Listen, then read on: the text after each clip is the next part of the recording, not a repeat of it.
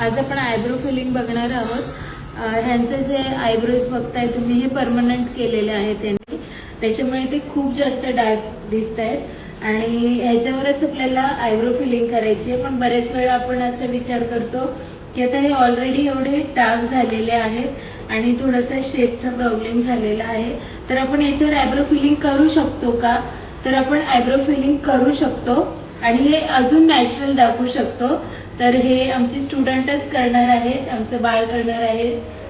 तर बघूयात आपण रिझल्ट कसा आहे आयब्रो फिलिंग केल्यानंतरचा.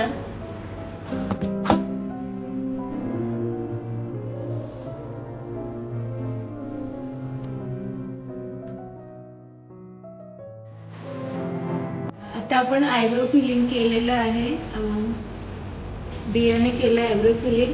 तर कसं वाटतं बाळा, म्हणजे जे पहिल्यांदा होतं तसा फरक वाटतो का? हो, अगोदर फार डार्क होते, आता खूप नॅचरल वाटत, खूप छान वाटत. असं पण फील करू शकतो आपण. मी एक सोल्युशन भेटलं मला.